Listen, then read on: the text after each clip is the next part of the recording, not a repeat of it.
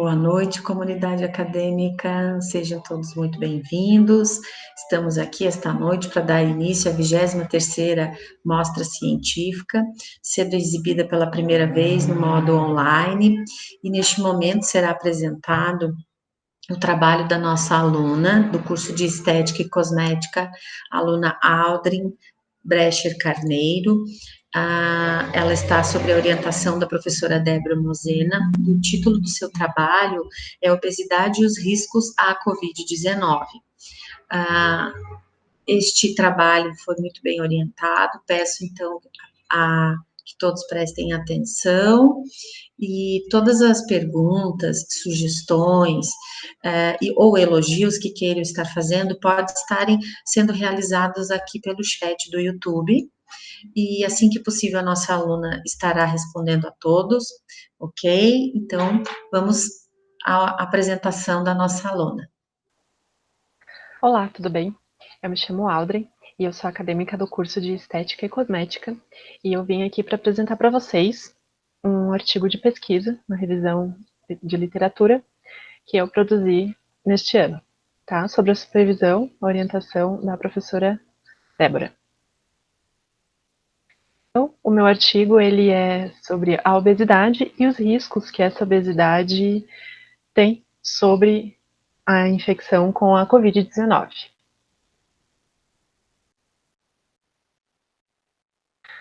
Ela foi desenvolvida, essa pesquisa, por meio de uma revisão de literatura, usando plataformas virtuais. Eu gosto sempre de começar com o contexto histórico do porquê que eu decidi fazer esse artigo. Então, como já é de conhecimento de todo mundo, né, nós estamos passando por um momento de crise na saúde mundial nunca visto antes, né, ao longo de todo esse ano. E essa crise ela começou ali em novembro de 2019, na cidade de Wuhan, na China, com o aparecimento de um surto de uma doença respiratória. Até então, somente um surto, né? Mas ali em 16 de janeiro agora de 2020, a OMS se viu obrigada, né, a apresentar dados clínicos de pacientes infectados por esse vírus, provenientes desse surto da cidade de Wuhan. Já no Brasil, um pouquinho depois, ali em 22 de janeiro mesmo, tendo em vista tudo o que estava acontecendo mundialmente, foi ativado o Centro de Operações em Emergências de Saúde, que é uma pasta do Ministério da Saúde Federal. Com tudo isso acontecendo, em 11 de março agora de 2020, a OMS declarou, né, pandemia global pelo novo coronavírus, né, e ficou conhecido como a doença Covid-19, né. E dentro desse mesmo relatório, a OMS ela ainda estabeleceu que a severidade dos sintomas dessa infecção estava associada a uma série de comorbidades, como a gente chama, dentre elas as mais conhecidas como idade avançada, hipertensão e diabetes. Tendo em vista, né, tudo o que estava acontecendo mundialmente, as comorbidades que foram destacadas pela OMS, tudo isso gerou uma dúvida muito grande na comunidade científica da parte de endocrinologia e metabologia, que gerou o quê? Dúvidas dos pacientes obesos, pacientes pós-bariátricos, pacientes pré-bariátricos, né? E pacientes que tinham alguma das comorbidades destacadas pela OMS. Diante desse fato, né, a Sociedade Brasileira de Endocrinologia e Metabologia, a SEBEM, ela publicou um edital destacando os aspectos importantes que toda a comunidade científica e os pacientes deveriam levar em consideração a respeito da COVID e da obesidade. Então, assim, dentre os vários fatores que a CBN destacou nesse editorial que ela publicou, eu quis destacar alguns que são de mais fácil entendimento, como, por exemplo, a realização de exames de imagem. Então, vocês pensem comigo, uma pessoa que tem um grau de obesidade 4, ou 5, ou conhecido como obesidade mórbida, né? A dificuldade que essa pessoa tem, por exemplo, de realizar um exame de imagem, seja um raio-x, seja uma tomografia, ou seja, fica muito difícil essa realização.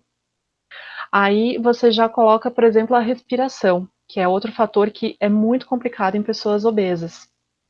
Intubação também é um cuidado, um problema muito sério, né? E o cuidado básico da enfermagem. Então, você pensa numa pessoa hospitalizada, uma pessoa obesa, de grau 4, grau 5. O cuidado que ele demanda dessa equipe de enfermagem, a dificuldade de manusear esse paciente, inclusive, né? Tudo isso são complicações que, quando o paciente é exposto a um vírus novo ainda, ele se torna muito mais agressivo, né? Eu gosto sempre de destacar também que a obesidade, vista como muitos, com preconceito, como uma coisa simples, ela não é assim tão simples e ela é sim considerada uma doença. Em 1998, a OMS ela destacou em um relatório oficial caracterizando a obesidade como uma doença crônica de estado inflamatório. Ou seja, a hipertrofia, o aumento do tecido adiposo, da gordura visceral, causa também o aumento de citocinas pró-inflamatórias, o que caracteriza essa doença de inflamação constante, em outras palavras. Outro ponto que eu gosto de destacar é que o tecido adiposo antes era classificado somente como armazenamento, regulador de temperatura, proteção, né? O que a gente estudou principalmente no colégio e tal. Porém, de alguns anos para cá, ele foi ele foi sendo descoberto uma outra função, né? Que agora está muito pertinente, que é a função de endócrina, ou seja, ele secreta citocinas, que são hormônios, no nosso corpo, ou seja, ele é um órgão secretor também, né? E esse produto da secreção, que são as citocinas, elas são essencialmente utilizadas em processos inflamatórios. São conhecidas como sinalizadores de processos inflamatórios. Ou seja, eles regulam a resposta do corpo a um agressor, por exemplo, a um vírus, a uma bactéria, né? Isso é regulado por essas citocinas pró-inflamação, ou seja, pró-inflamatórias, principalmente em infecções virais. Eu gosto também de ressaltar que, embora a obesidade ela não tenha sido destacada e relatada especificamente dentro dos estudos da Covid-19, por que gerou vários outros estudos à margem sobre esse assunto?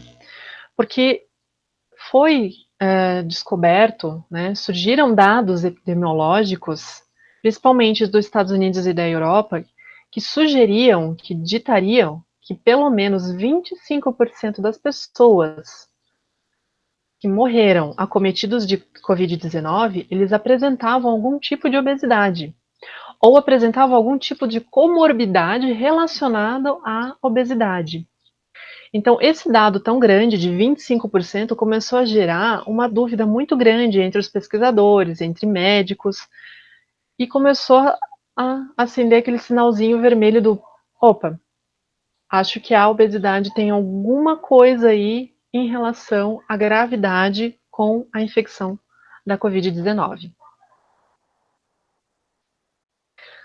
Foi descoberto em uma dessas pesquisas que a Covid-19 ela se manifesta tão forte em pacientes obesos por uma síndrome que geralmente as pessoas têm. Os obesos de grau 3, 4 e 5 geralmente têm, que é a SLC, que é a Síndrome da Liberação de Citocinas. Então, assim, se eu tenho um tecido que ele é secretor, esse tecido ele está inflamado, ou seja, ele aumenta de tamanho. Consequentemente, a sua produção de hormônios também vai aumentar. Então, o que acontece? Quanto mais gordura visceral eu tenho, mais tecido adiposo eu tenho, mais liberação de citocinas eu tenho. Ou seja, estou inflamada, estou liberando várias citocinas no meu organismo. E isso, juntamente com os vírus, cria uma outra síndrome que a gente chama de reservatório para disseminação viral. O que acontece? Todo tecido adiposo em excesso, ele começa a funcionar como um reservatório de citocinas e de vírus. Então o corpo ele não dá conta de eliminar o excesso de vírus e o excesso de citocinas no seu corpo. O que gera o quê? Um estado de constante reinfecção. Então eu nem bem me curei de uma infecção, eu já estou me reinfectando com ela novamente, porque eu tenho aquele excesso de líquidos provenientes, né, das citocinas e dos vírus dentro da minha gordura visceral. E, dentre várias conclusões que os artigos chegaram, as que são mais comuns são que sim, né, o estado inflamatório crônico do paciente obeso, isso segundo a OMS, tá, modifica o status de defesa do hospedeiro, ou seja, o paciente obeso ele tem o quê? Uma baixa imunidade, justamente por conta desse estado inflamatório crônico que ele tem.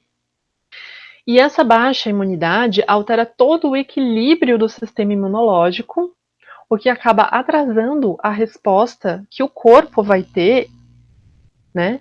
Tanto a resposta inata, que é a resposta que o corpo não conhece ainda o vírus, então ela vai ter uma resposta super agressiva a um vírus desconhecido, quanto a resposta adaptativa, ou seja, quanto um vírus que eu já conheça e que eu já sei o que é aquele vírus, eu já estou adaptada àquele vírus, mas mesmo assim eu preciso ter uma resposta imune a ele.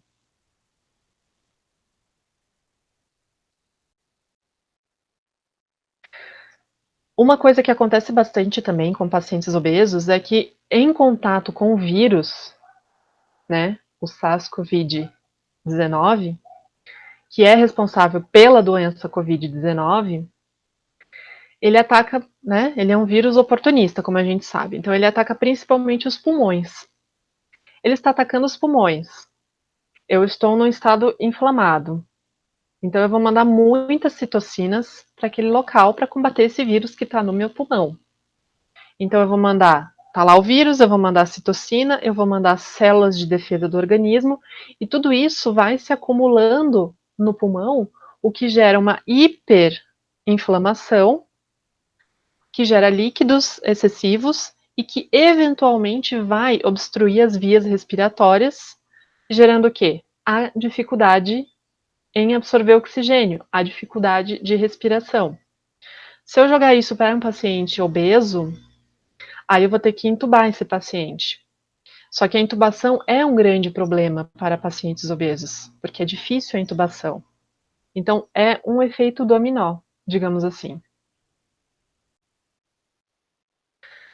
Como eu comentei com vocês anteriormente, né, esse artigo ele vai ser publicado na íntegra em uma revista, tá? Não foi publicado ainda, assim que tiver publicado a gente divulga para a comunidade acadêmica.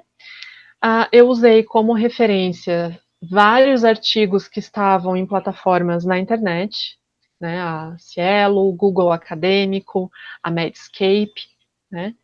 Aqui tem algumas das referências que eu citei na apresentação, tem muitas outras no artigo, né? O artigo é um pouco mais complexo. E dessa maneira, então, eu encerro a minha apresentação, né? Gostaria de agradecer o tempo cedido, né, para ela, que possa ter sido de ajuda em algum momento, ou para algum estudo de vocês.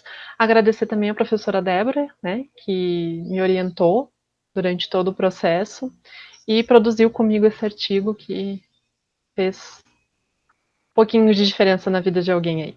Tá bom? Muito obrigada e uma boa noite a todos. Muito obrigado pela ótima apresentação, nossa aluna Aldrin.